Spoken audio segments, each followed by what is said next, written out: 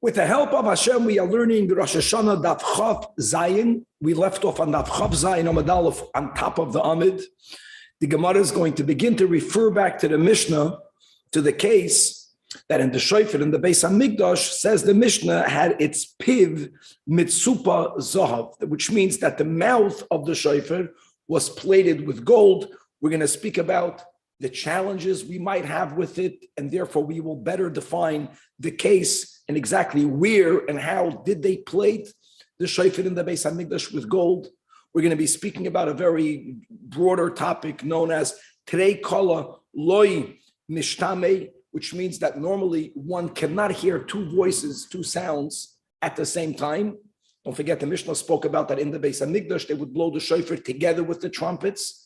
How would you hear both of them at the same time? There's going to be some back and forth. There's going to be the concept that kiven the chaviv, when a person is very excited to hear something, when it's beloved to a person, then yohev date, then the person will pay better focus, more concentration, and the shama, and one will be able to hear a certain sound, even though normally the setting or the sounds might confuse him or her. We're going to review, we already quoted before, but we're going to learn again the Tosfos on Chav Zayin Amud Aleph that makes a reconciliation between Rabbi Eliezer and Rabbi Yeshua in their argument as to when did God create the world? Was the world created in Tishrei? Was the world created in Nisan? We have the rule known as Elu Divrei Elikim Chayim. These ones and these ones are both speaking the words of the living God. Well, when did God create the world? So he suggests something that we will chazer. We already quoted it above. And the new Mishnah on Daf Chav Zayin Amud Aleph is going to begin to enumerate various physical defects that will disqualify a shofar. And many of them are based on the principle that you have to hear the sound that's coming out of one shofar and not a sound that's coming out of two or three or more shofars. The Mishnah will also speak about the kavana, the intent needed by the one who is listening to the soundings of the shofar. We're going to learn the Mishnah, but really tomorrow's daf will be a lot about what type of intent, what type of kavana is actually essential. We're going to learn so many interesting cases of a disqualified shofar. If the shofar was cracked, if the shofar is perforated, if the shofar was reversed, we'll see what that means. And if we'll have time towards the end of the Amid, we're going to learn about a topic, two statements that were made either by Rabbah or by Rava. There are two versions, and they appear to be related, but they also appear to be contradictory. And this has everything to do with whether one can fulfill his or her obligation. The obligation is really onto him by hearing only part of a sound. Like you're blowing a tkiya. What happens if you only heard the end part of it? Do you fulfill the obligation? Do you not fulfill the obligation? This will also be a topic that we will begin the daf with, and chevra much, much more. So let's start on daf Chav Zayin Amud Aleph all the way on top of the Amid. All right, says in the Mishnah that upiv mitzupa zahav, that in the Beis HaMikdash, the shofar's mouth was plated with gold. How can that even be kosher? Did we not learn in a brayso that if tzipohu zahav b'makim hanachas piv? Now I know the brayso is not only speaking about the temple, but it's giving you a rule that if someone plated the shofar with gold on the location where you put your mouth to the shofar, then it's invalid. Why would the shofar be invalid? So I want you to know that most understand the invalidation is because since you are not blowing it directly from the shofar, your mouth is not on the shofar, your mouth is on the gold. The gold creates what we call a chatzitza, an interposition between you and the mitzvah. So it's not good. That's the way most understand it. And bekitzer, in brief, there's a problem with that. We learned in Sukkah, if you remember the whole topic about binding the lulav. Rabbi Yehuda holds you have to bind the three species together. Chachamim say you don't have to, but because of zekeli vanveyu to beautify the mitzvah. The question is, what material may you use? Problem is that when you're grabbing the lulav with the hadas and the arava, you're not grabbing onto the lulav if you are holding it over the material that you use to bind it. So we learned a rule. It's called kol lenei oisoi. Anything that's put on an item to beautify it becomes bottle, becomes subservient to it, is eino chaitzes. So those who learn that the problem with covering the mouth or the narrow edge of the shofar, to plate it with gold, it's problematic because your mouth is not on the shofar. Why? You are golding it, you are gilding it to beautify it. And why don't we say that since the gold is there to beautify the shofar, it should not create a problem of a chatzitza? That's a big topic discussed. Just one approach. When do we say that if something is placed on an item to beautify it, it doesn't create a chatzitza, an interposition? That is if it's serving a function, like by the lulav. No, we bind the three species together. Either you're obligated or it's an inyan, so you have to bind it together. So now when you say, well, 1 second, if I'm going to put something to bind them together, now when I'm going to hold on to it, I'm not holding on to the lulav. There you say, no. It's beautifying it. It's not chaytzitz. There's no functional need to put gold on the shofar. It's only to beautify it. It's not serving a purpose. Here we don't say that since it's here to beautify it. Here we say it does create a chatzitza. That's one approach. It's only if you put the gold, it's only if you put the gold not where your mouth will rest, only then is it kosher. Today, God willing, we're going to learn another very important detail, and that is that if you put something on the shofar that will change the sound of the shofar, it's also a problem. So when the Braisa says that if you put the gold, it's kosher, it means it's so little gold, it doesn't make a difference in the sound. What's the problem? The problem is, guys, when you read the Mishnah, the word in the Mishnah is upiv mitzupa zav. So when you read the word upiv, it sounds like piv means the mouth, but it sounds like all the way at the end, all the way at the narrow edge. It's mashma that you are putting it in the place where your lip is going. That's why we have a problem. So the Gemara says that upiv. Wait, Rabbi, we have a problem with the whole horn being plated versus the mouthpiece only? We are having a problem with you not placing your lips on the shofar proper. The shofar prophet was completely gold plated. No, not completely. Just the edge, just the narrow edge, the place where you put it. Okay, great. So Abaya says that, you know what? When the Mishnah uses the word upiv, it doesn't mean all the way at the edge. And for those who are seeing the WhatsApp, it doesn't mean picture on the right, it means picture on the left. That's the case of the Mishnah. Upiv means near the mouth. In other words, when you would put the shofar in your mouth, the observer looking at you would see the gold coming out of your mouth, but your mouth or your lips are not on the gold proper. That must be the case of the Mishnah. Again, there's a novelty here. Even though the words upiv leads you to understand it's all the way by the edge, it doesn't mean all the way by the edge. Okay. Then the Mishnah continued that in the Beis HaMikdash, they also would place two people, one on the right side of the shofar blower, one on the left side of the shofar blower. Each one was holding on to a silver trumpet, and the Mishnah noch added, and when the soundings of the shofar was fulfilled, when the mitzvah was done, it wasn't just like we have today outside the Beis HaMikdash, a shofar blower. You would have three sounds. You would have the shofar blower, and both trumpeteers, if that's the word, they would be blowing the trumpets. But 1 second, the Mishnah says that the sound of the shofar was longer. Okay. Now, before we go into the sound of the shofar was longer, we're going to get to that in a moment. The mitzvah is not to hear sounds of the trumpets. We're going to see there are verses that indicate that in the Beis HaMikdash, they would also blow trumpets, Seder, but you have to hear the sound of the shofar. If they blew these two sounds together, and you're good, is a charaya that a person, the listener who has an obligation to hear the koil shofar, there's no mitzvah to hear the koil chatzoitzroitz, it's fulfilling the obligation. How can you do that? Can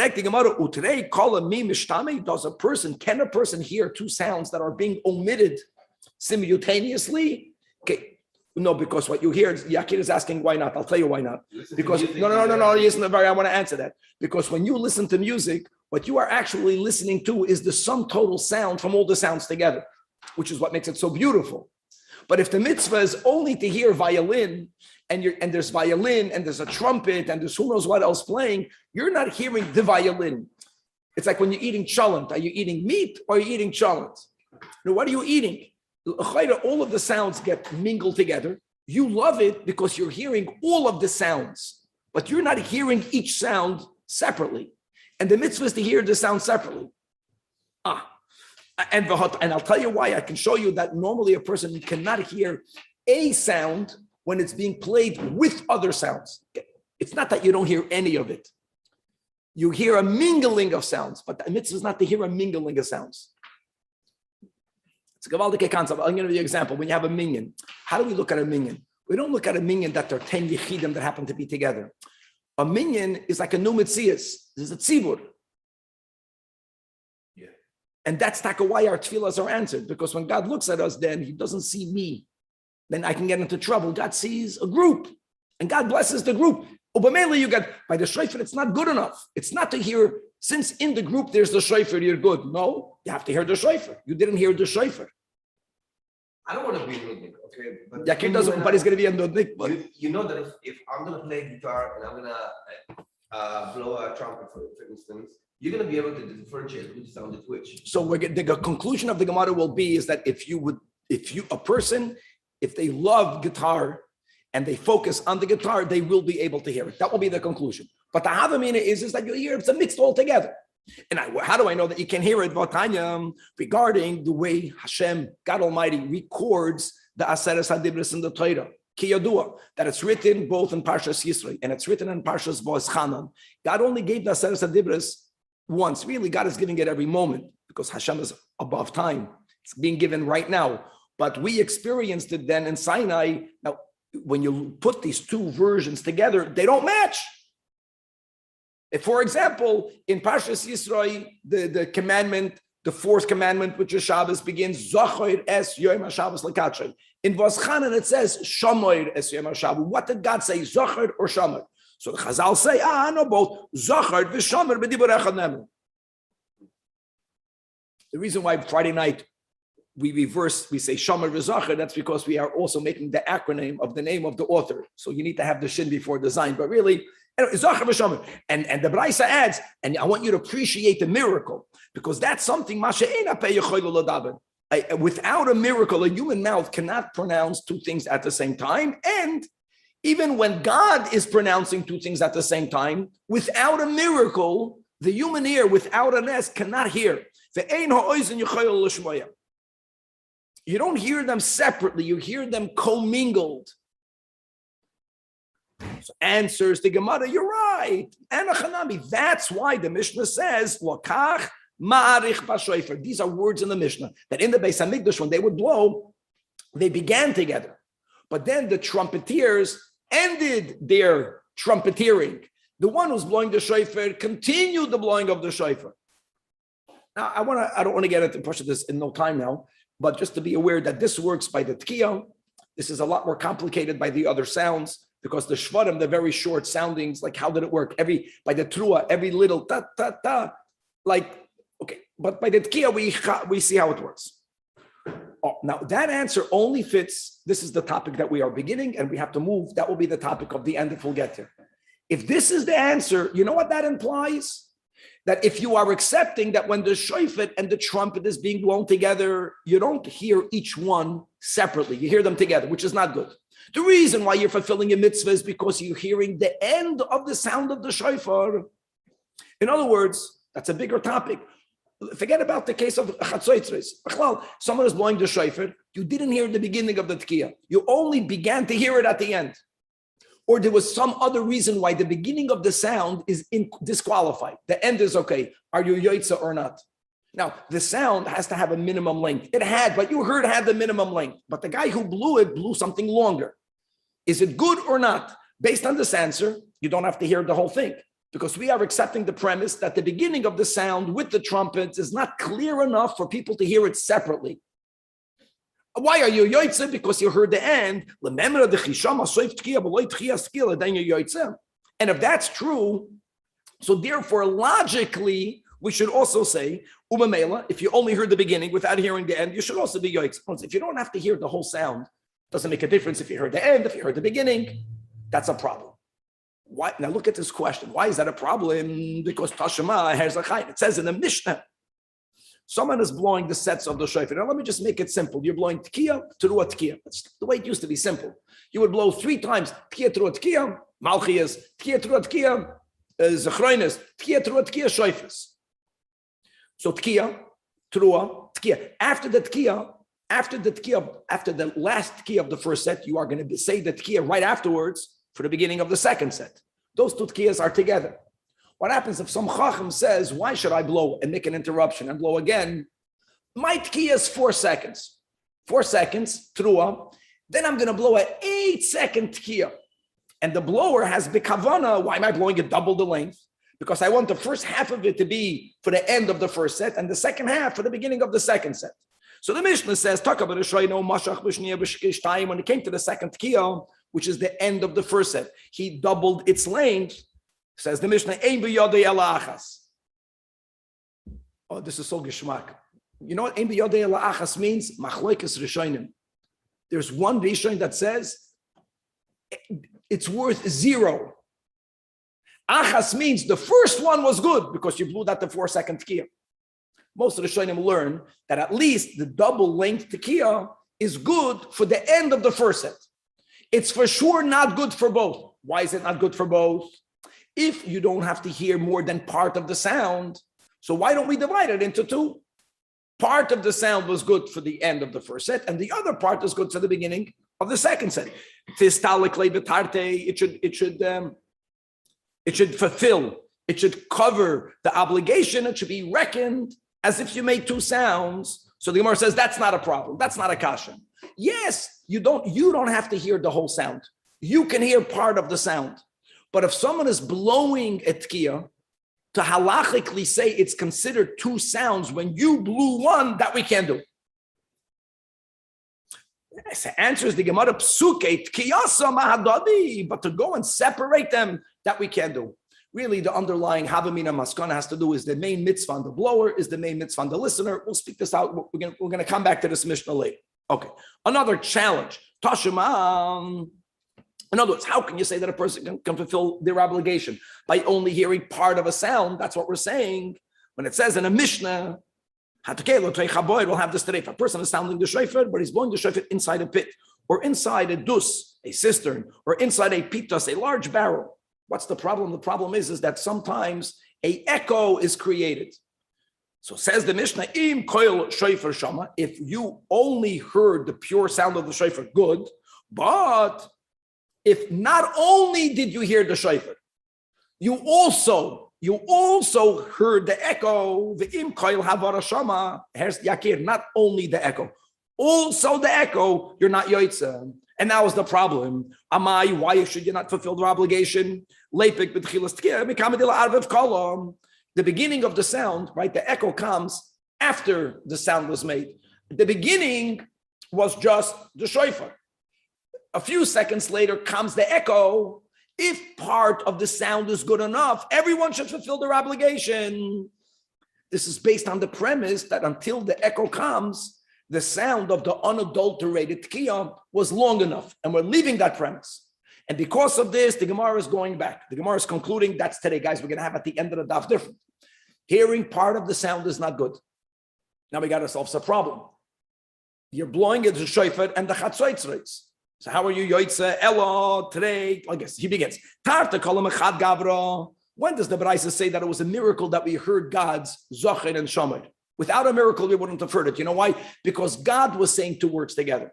If 2 people are saying the same word at the same time, or making 2 sounds at the same time, which is not humanly possible, that is when a listener cannot hear them separate. Today, kolam echad gavra takolay mishtame onanes.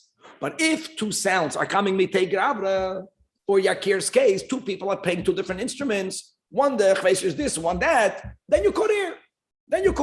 Mishtame, you can hear each one. You can notice each one. So the Gemara says, no, it can't be. Can you hear 2 sounds that are coming from 2 people? We learned the following, but I said regarding the way the Torah is read in public nowadays. The way the Torah used to be read in public, nowadays and before. The Torah used to be read in public. First of all, there was no Bal Koira. You were called, you read. The Yasher Koyach that they gave you was either because you read or because you gave a pledge to Tzedakah when you got called to the Torah. Then people, not everyone knew how to read. So not to shame the reader, there's a balkoida, but then the person who gets called up also reads. Okay, but the topic of this brisa is connected, but not the same. The topic of the brisa is that it used to be that the reader would read one pasuk, and there would be a designated interpreter that would interpret, that would say loud the meaning, the pasuk in Targum. They would read a verse in the Torah, someone else would interpret it. What was that in Babel? That was in Babel, that was in Eretz Yisrael, that was when most people began to speak Aramish. Oh, so imagine the Kriyas HaTorah today if they would do that. Oh my God. One reads and one interprets. But what happens if you want to have two people giving the interpretation? Now we're going to have the two people cannot say the Targum at the same time. Now the question is, why not? If you're telling me that if two voices are coming to you, but they're coming from two different people, you could distinguish, there's no to hate. The two people read at the same time. So the Gemara answers, I'll tell you why. Because when people hear the reading of the Torah, they're not that excited, which is a tragedy. So they're not going to make the effort because they hear this every Monday and Thursday and Shabbos. But if something is read only on occasion, fakert, we see that you could pay attention and hear one sound from a group of sounds. Halei Damia answers the Gemara Elul Seifa regarding Hallel. What happens if many people are saying the Hallel together? We just had this whole sugya. Today, everyone reads the Hallel on their own. But it used to be that it was Shemea Kohen. And it used to be that only the Baal Tefilla would read the Hallel. You remember that whole sugya that we had in Beitza, how they would read it, and how people would respond, Hallelujah, da-da-da-da-da, Hallelujah. But what happens if a few people want to be the readers? Mishnah says it's okay. Or when it comes to the Megillah, many people want to read it. So says the Mishnah, even if 10 people are reading it simultaneously, afilu asara koinim, then you who are not reading it, you're yoitza. Why? Hold on, maybe you heard a commingling of sounds. We don't say that. We say that you could pay attention. By Kriyas HaTorah, by the Targum, people didn't make that effort. It wasn't so chaviv on the people. Alma kiven the chaviv, when something is dear to the listener, yohev date, he pays attention. Hachinami kiven the chaviv yov date v'shama. So in the Beis Hamikdash, they heard the entire sound of the shofar. Now the question is, so why did they have to lengthen the sound of the shofar? Guys, the first wide line answers the Gemara, not because until that point the sound was undiscernible. It was discernible. They lengthened the sound of the shofar. They extended it to make it clear that even though in the Beis Hamikdash it was also sounded with trumpets, but the Iker mitzvah is shofar. Then it says in the Mishnah, over tiny some fast. Rabbi, yes. at any point are we discussing why there were trumpets? Because in the Beis Hamikdash there's a pasuk that they always blew trumpets. We're going to see.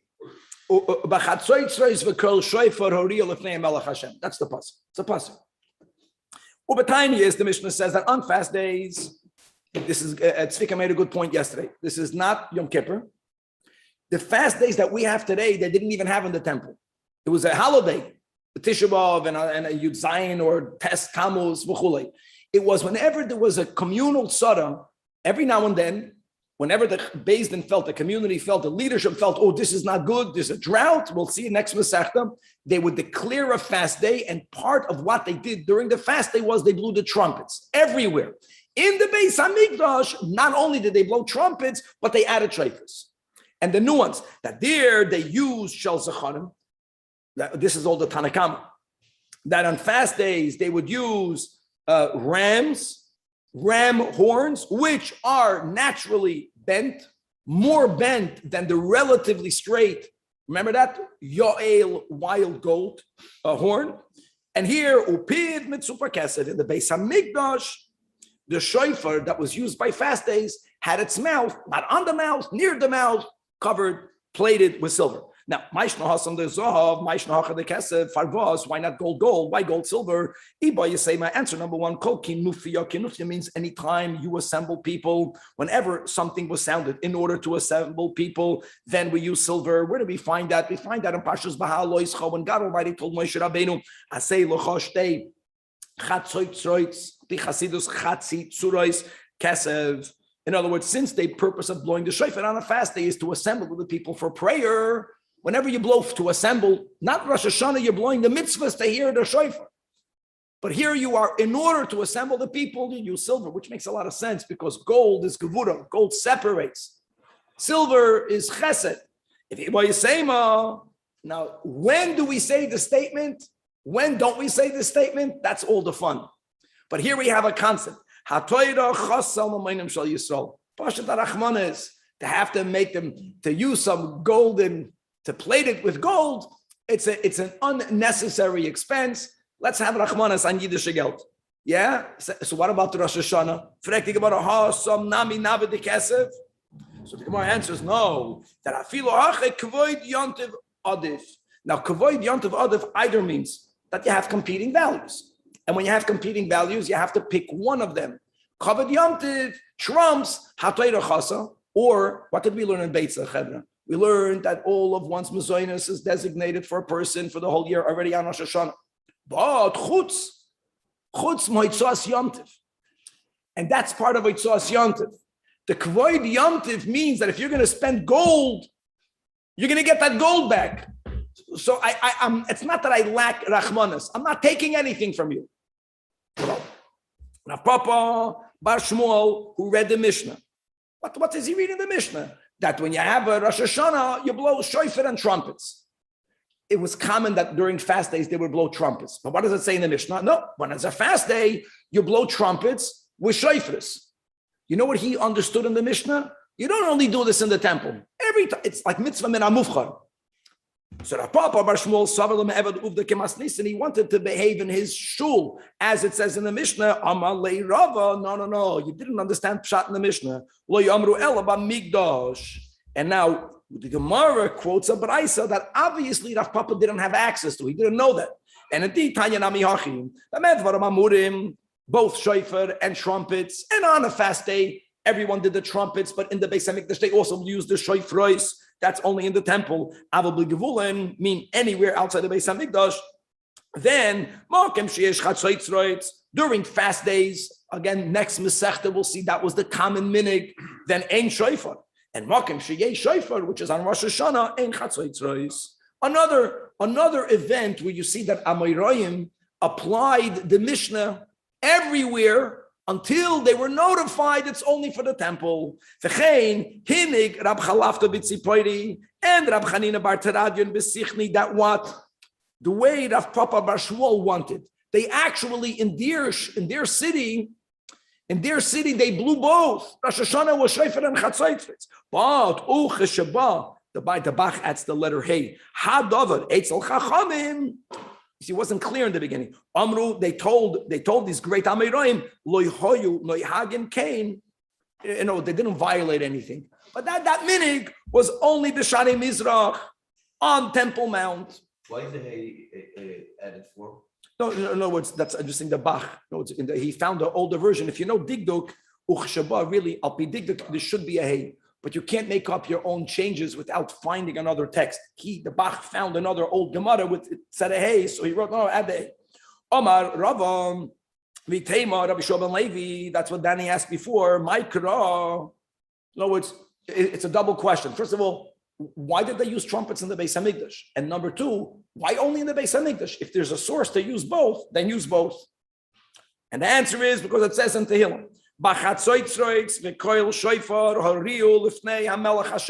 you know what we learned? Two things. That when you are Lifnei HaMelech Hashem, when you are in front of the king who is God. Now, on one hand, we are always in front of the king who is God. On the other hand, godliness is concealed. The greatest gili is in the Beis HaMikdash. It means in the Beis HaMikdash. Then you do both. Lifnei Melech Hashem, Hu Deba'inon, Chatzoitzroitz, and the Vikol Shofar. Both on Rosh Hashana and on fast days. Avol Ba'alma Loi.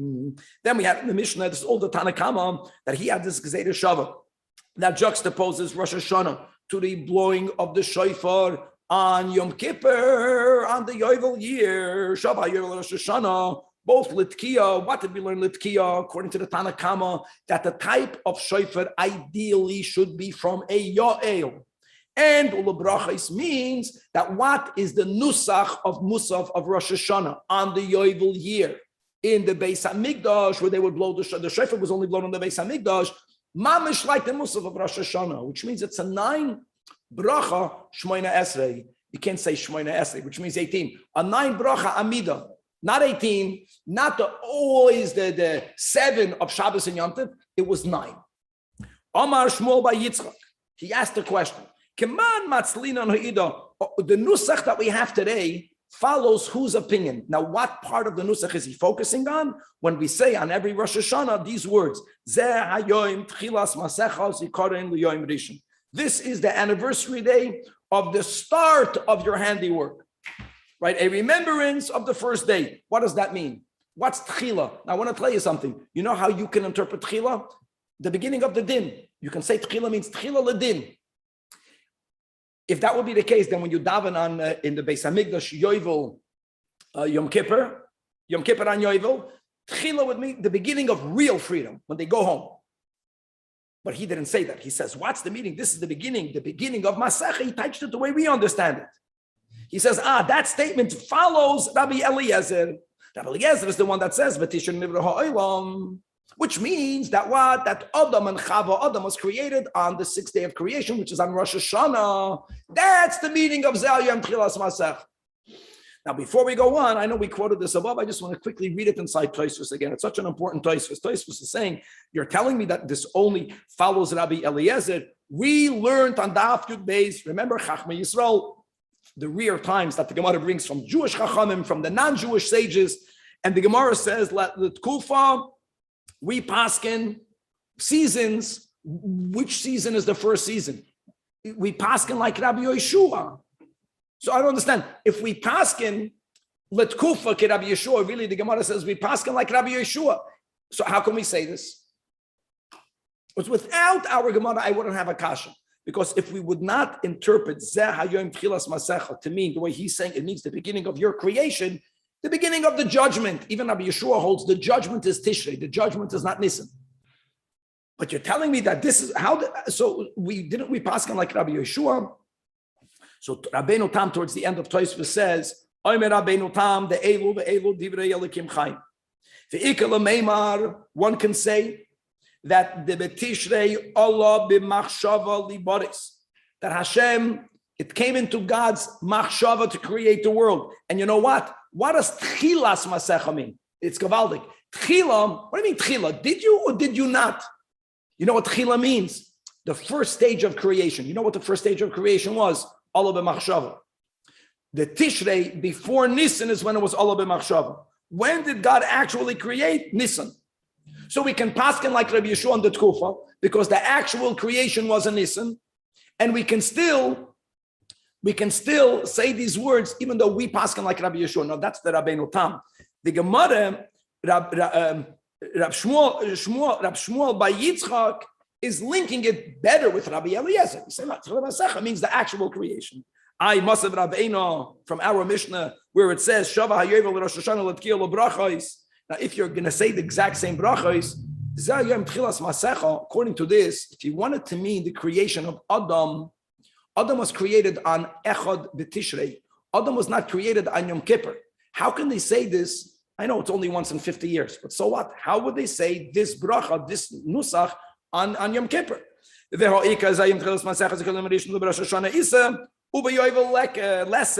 without Rab Shmuel bar Yitzchak, I would say Zeh Hayoim Tchilas Masecha means ledin. Then I would say that on Yovel, on Yom Kippur, it means lecherus, ledroir, to freedom. But you're telling me no, it means the creation. How does it work? So the Gemara says that, you know what, our Mishnah means that ula brachos, it doesn't mean that you copy and paste. You omit this statement.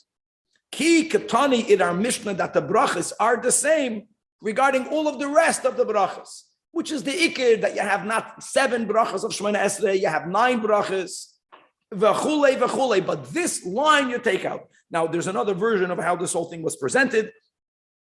That what it says in our Mishnah, Shavo, Hayovel, Rosh Hashana, L'tkiyah L'brachos, according to the Tanach, that cannot be according to Rabbi Eliezer. Because if our Mishnah would have followed Rabbi Eliezer, even the Amar B'Tishrei Nivra Ha'olam, and therefore, according to Rabbi Eliezer, the meaning of the words Zeh Hayoim Tchilas Masecha Taka fits on Rosh Hashana. Rosh Hashana Isa, you have a lesson.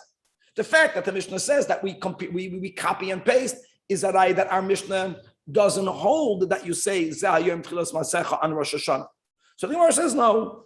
You do say it. Our Mishnah follows Rabbi Eliezer. You say the statement Zayom Tchilas Masecha, and when the Mishnah says that the brachas are the same, it doesn't refer to the statement. So our Mishnah even follows Rabbi Eliezer. And again, the Rabbeinu Tam says that we can follow Rabbi Yehoshua, and we say Zeh Hayoim Tchilas Masecha on Echad B'Tishrei, because what we mean is that the world, all of the machshava on Echad B'Tishrei, and the creation, the poil, was on Nisan. Let's leave it at that. Weiter. A lot to cover.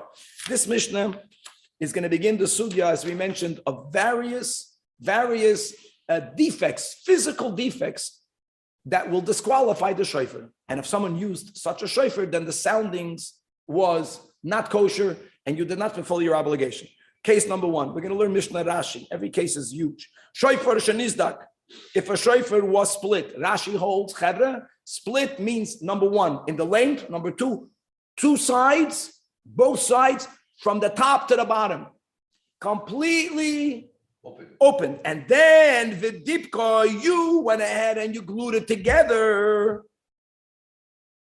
Even though the glue is completely hidden, you don't see the glue. You put back the shofar, it looks the way it was, says the Mishnah Apostle. Look inside the last Rashi in the Amud. This is a place that has a whole different understanding. We're learning Rashi. Because at the end of the day, once it cracked two sides completely, now you put it back together, you got yourself two shofars. Now, for sure, in the next case, according to Rashi, dibeg shivrei shofars, if you had different pieces of different shofars that they cracked widthwise, so it was like rings, and you glued them together, which means when the sound goes out, it's going by what used to be one horn through another shofar. That's for sure possible.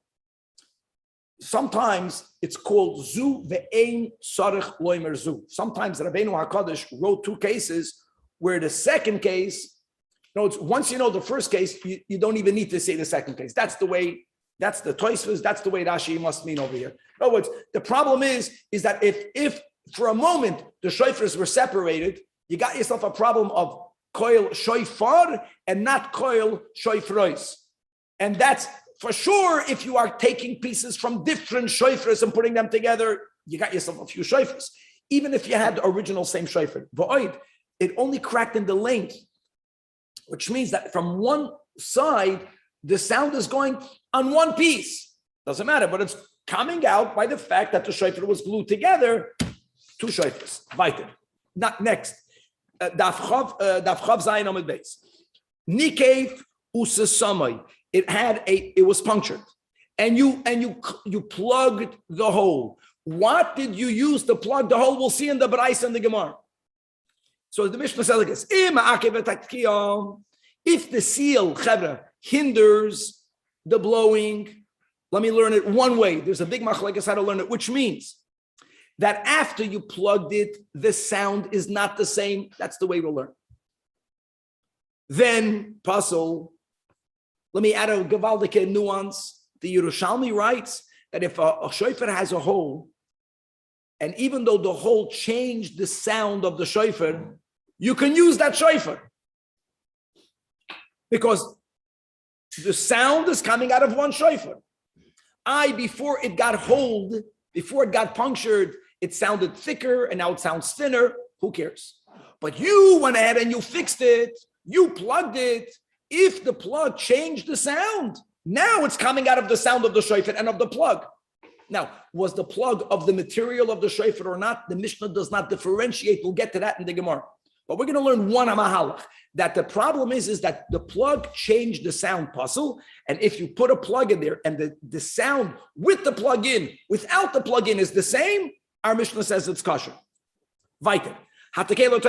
We just quoted this before. Here, the shofar itself is good, but the sound is shofar and echo.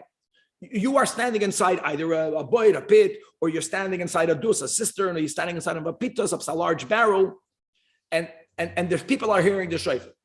And the presumption will be that whoever's inside will hear the shofar. Whoever's outside will hear the shofar and the echo, not only the echo. But that's a problem. Im koil shofar shama, without any accompanying echo, yatsa. Im koil havara shama lo yatsa. And by the way, let's go further. Based on what we learned on Amud Aleph, we can argue that the koil havara here means only the echo. Because what we learned today on Amud Aleph, there's a lot. The subject is not closed yet. That if you really love, if you are excited about hearing something, you'll be able to focus on a sound. If you hear the echo, you're not yoitz. Chein, the word v'chein means another invalidating circumstance, not the specific detail. Another invalidating circumstances, a different topic. You happen to be walking behind the shul, or your house is near the shul, and automatically whatever happens in the shul you hear without kavana intent. Now the word kavana is a very broad word. We'll leave it for tomorrow to clarify what intent is needed. But there was some lack of intent. So says the Mishnah, and you ended up hearing the soundings of the shofar. And similarly, if you're walking behind the shul, if you live near the shul, and you hear the Megillah. If you're walking behind the shul, you're not going to hear the whole Megillah. But if you live next door, im kiven libay, only if you had kavanah. Again, you have kavanah means you directed your attention. We'll leave that open, what that means. Then are you yatsa? But v'im lav lo yatsa. Afal pisha zeh shama v'zeh shama. In other words, a person, both people heard the full-fledged soundings. You know who fulfilled the obligation? Only the one that had the type of concentration needed. Kivan liboy, then you're good. Zeh kivan liboy, that's why you're yatsa. V'zeh, since loy kivan liboy, even though the sound was the same, he heard the whole shofar, he will not fulfill his obligation. Okay, let's learn in the Gemara braises that elaborate and give new invalidating shofars. Not like the kudu, the longer the better. No, you want to have a little shofar. And you naturally, the horn is very big, and you decided that you're gonna shorten it. And it doesn't make a difference, my friends, whether you shortened the wider top part, you cut that off, or whether you shortened the narrow part. Now, obviously, if you shorten the narrow part, then the hole will be bigger. You can manipulate it. You would warm it up, you would cook it, and then you can make the edge as tight as you need to make it in order for the soundings to come out properly. But you cut the height of the shofar kosher. You know why? Because when you blew, what did you hear? The sound of the shofar, one shofar. Similarly, if you not only changed it by its length, what happens if you change the thickness? Lamashal geirdoy, you scraped it. I don't care which side you went. Did you scrape the outside towards the inside, or you had some sort of implement that scraped the inside to the outside?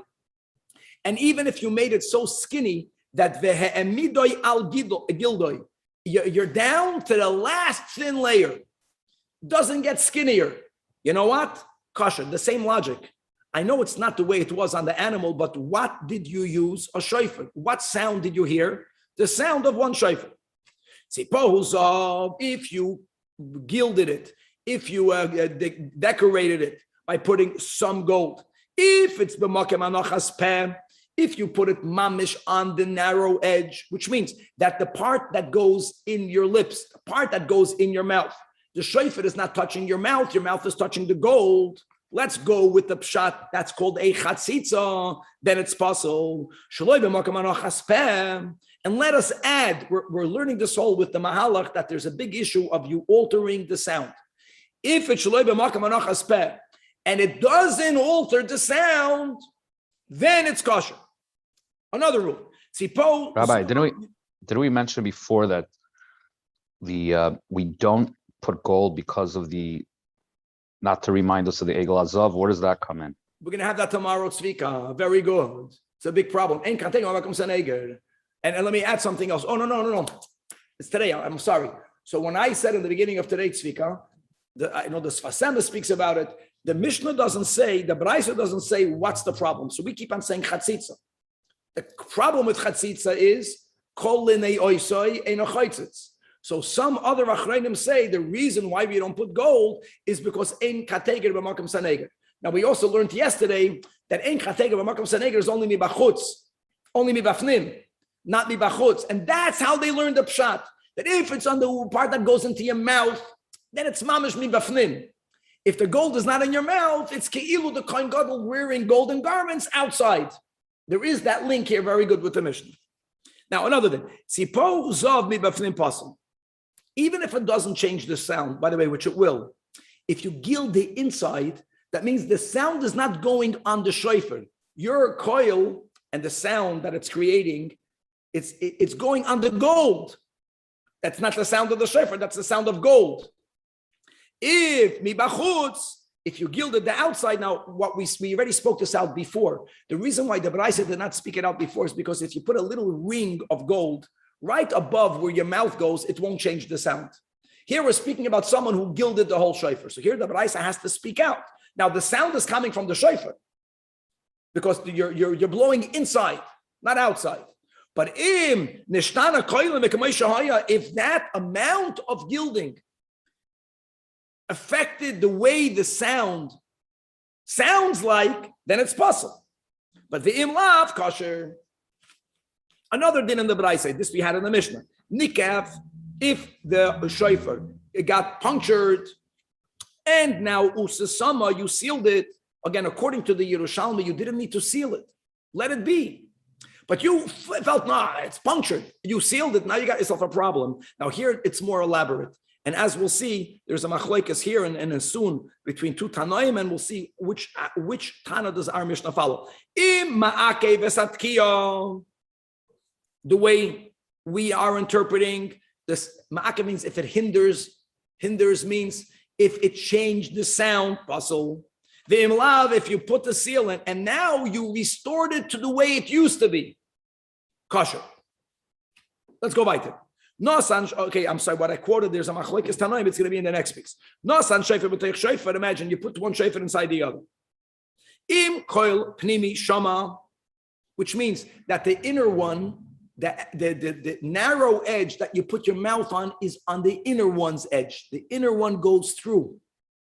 So you're blowing through the inner one. Your sound only goes through the inner one.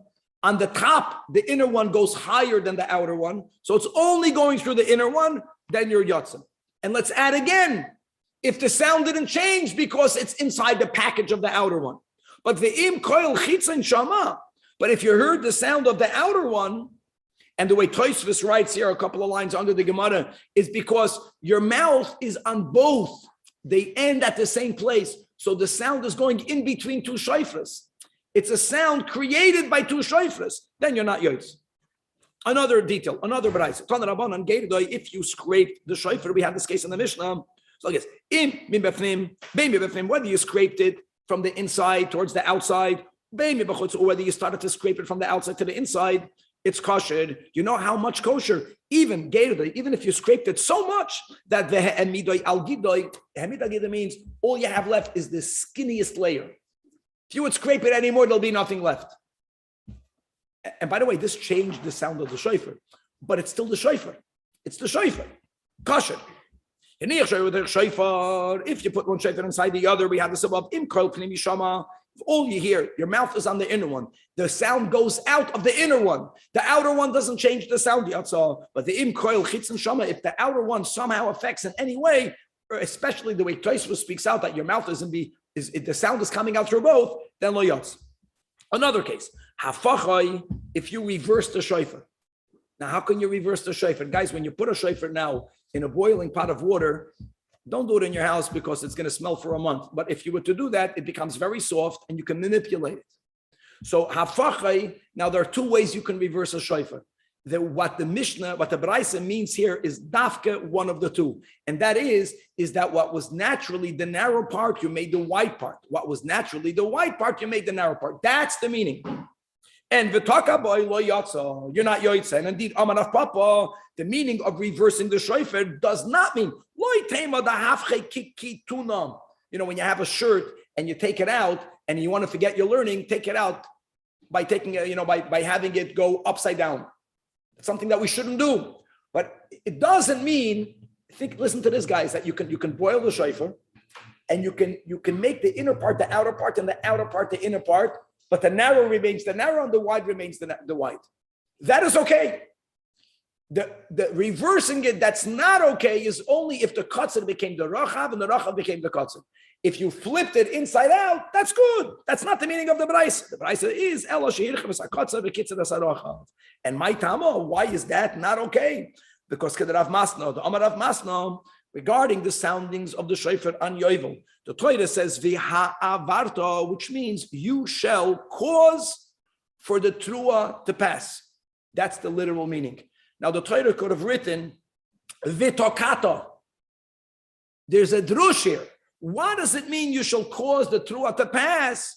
The trua should pass in the manner it was carried on the head.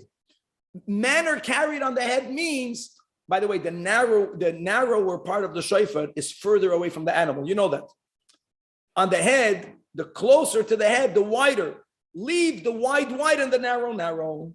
That's the meaning. That derech ha'avarasoi bo'inam.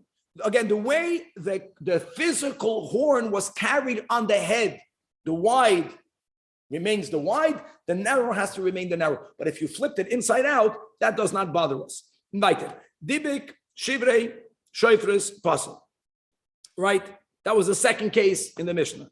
Second case in the Mishnah all the way in the bottom. That if you had many pieces from different shofres and you glue them all together, it's pasel. Tanach, again, more details. Hoisev alav kol shehu.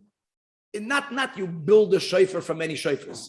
You have a good shofar. It's working. You chacham, you decided you want it to be longer. So how did you make it longer? You appended to it.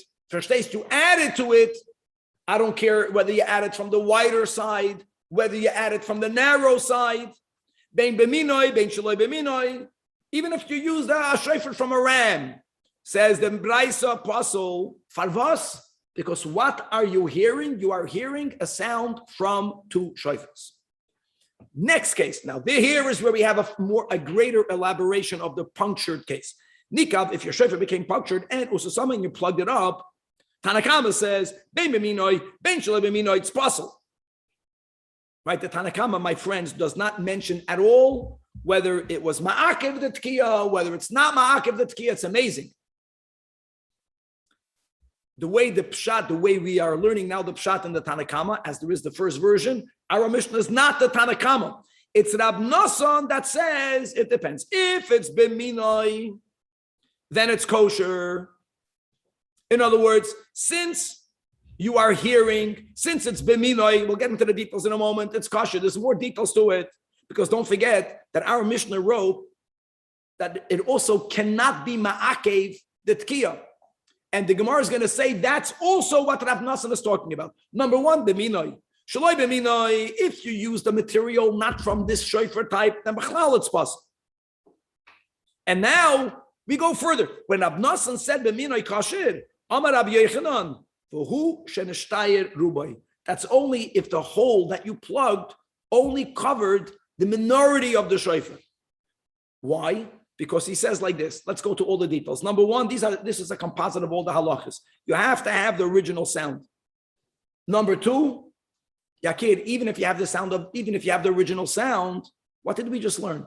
That you can't make a sound from two shofars. So I got another problem. I don't care about that. You got the original sound. It was a hole, and now you plugged it. The sound is coming from something else. Why isn't that two shofars? For that, Rav Nosson is saying bittul. Bittul means because it's nullified. For it to be nullified, you need two prerequisites. It has to be the same type. Number two, the hole didn't cover the roiv. Bittul works, the minority is buttled to the majority, not the other way around. That's the v'hushan eshtay rubai. Infers the Gemara, according to this version, Michlal, that if it shaloi b'minoi, af al pishan eshtay rubai. Nevertheless, It's possible. It's very interesting. Remember, if you learned that the sugya of bittul is more min b'she'ein aminoi in other contexts. Rabbi Yehuda holds min b'minoi is never batal. Here we're learning the opposite. For us not to be violating, you can't hear the sound of two shofars, and it's coming out of the plug also. You have to have, it does, not only is it not changing the sound, but the whole area is in the minority, and the material is a shofar material. Then you say it's batal, so it's only one shofar, and on top of that, make sure it's the same sound, not a new sound. There's another version. Other people learned that the statement of Rabbi Yochanan was on the second part of Rav Noson's statement. Aseifa. Rav Noson says, Shalom b'minei pasol. Amar Rabbi Yochanan. When does Rabbi Yochanan say that if the material of the plug is shaloi b'minei, it's only shenifchas rubai? It's only because the hole was more than what remained. Which means, my friends, Rabbi Yochanan is using the concept of bittul as we always use it. As long as the majority is the original sofer. The plug or the various plugs total, right? They are taking up less than the minority, only the minority. It's batal. Because all you need is bittul. And then, like we said in the Mishnah, not only do you need to have bittul, for you not to have two shofars, the original sound has to be the same. So if both of these things are met, then you're good. Next case in the Braisa. Suppose of if you coated it with gold. If you coated it from the inside, it's possible. If you coated it from the outside, then we say it depends. If it changed the sound possible, what do we see? That if gold is in the inside, what's gold? Gaiva. You're not good. If beprimius, you're humble, bechatzonius, you're gilded. If it changed you, it's also not good. But then you have less problematic. If it was split towards its length, we're going to learn this the way Rashi learned the Mishnah. It completely got separated, even though it's the same and you glued it together, puzzle. But l'rachboi, if the majority of the circumference got cracked. So I guess if from the crack to the mouth, you have the minimum length of a shofar that we'll describe in a moment, even though it's cracked, it's kosher. Now this is very important because the sound is coming from what? Well, you have enough of a shofar. Even though the sound is also going through the higher part, it's still there. You can't say it's two shofars. It just got cracked, even though roiv of the circumference. So everything is good. The imlav, but if the crack of which goes around the majority of the circumference, it's so close to your mouth that from your mouth to the crack, you don't have the minimum height of a shofar, which means that you need to include the top part is considered disconnected. So it's not good. You don't even have a shofar. But here you don't even have one shofar. Now, what's the shiur? What's the kama shiur tkiyah? Shiur tkiyah doesn't mean how long do you have to make the sound. It means how long does the shofar have to be? Perush rashbag. Look at the words perush. It should be what we will call one tefach. Remember this rule. A tefach is 4 fingers. Whenever Chazal speak about fingers, they are speaking about a thumb's width. 4 thumbs width is bigger than your other 4 fingers. The thumb is the thickest finger. So if you have something that is the thickness of 4 thumbs, it's going to be a little bit bigger than your closed fist. That's the tefach. Why a tefach? Because when you put the shofar in it, you will both see the narrow coming out of one end, the wide will come out of the other end, just a little bit, so no one will think that you're making the sound by blowing through your hand. Big machlokes whether this is a biblical obligation, whether this is a rabbinic obligation, but that's the shiur of a shofar. Weiter. If naturally the sounding is very thin, or if naturally the sounding is very thick, or naturally it's tzadod, it's hoarse, it's rough. Why? As long as it's natural, it's kosher. Says the Gemara Shmuel, they sent the following halacha to the follower of Shmuel that if they bored a hole through the shofar and then they used it, your yoitza. Question is, of course, why not? Every shofar has to have a hole bored in it. Guys, if you can see, Imagine the picture that Kevin would have put up of the horn on the animal. Again, the narrow part is the farthest away from the animal. It's not holed. It's not holed. It's not hollowed. How do you, every shofar, you have to make a hole through it. That's how the way you make it. It's not how you blow the soundings through it. Says Rav Ashi, no, the chiddush here is that when you remove the shofar from the head of the animal, there is what we call the zachrusay. There's like a bone that goes into the horn by the head. And you know how you can remove it off the head? By pulling out the shofar, leaving that bone on the head of the animal, and the white part is naturally hollowed. What happens if someone cut the horn of the animal in a way that they cut the zachrus, that bone that is inside of it, they cut it with the shofar? Now you have to bore it from both ends. That's the chiddush. It's also okay. We consider that all part of the shofar. No, it's considered part of the shofar, and therefore it's not a chatzitz. I know it's late, we got to hop another few lines. So Amar Afuna, that what? That we are concerned with the echo. You know when we are concerned with the echo? Only for the people who are standing outside the pit. That are standing inside the pit, even though they will hear the authentic sound. And it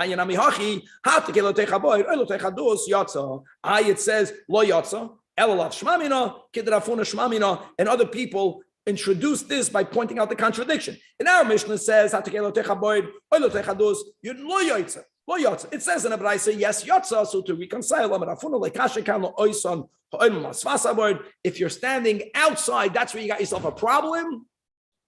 And let's go further the way we learned today, because you don't even hear the shofar itself, you only hear the echo, and people that are standing inside the board, you're yotza. Let me just add, why are you yotza? There's no echo in the board. Let's go to what we said today, that if chaviv, you want to hear the shofar, you'll hear the sound. The problem is that if you're outside of the pit, you only hear the echo, and that's why you're not yotza.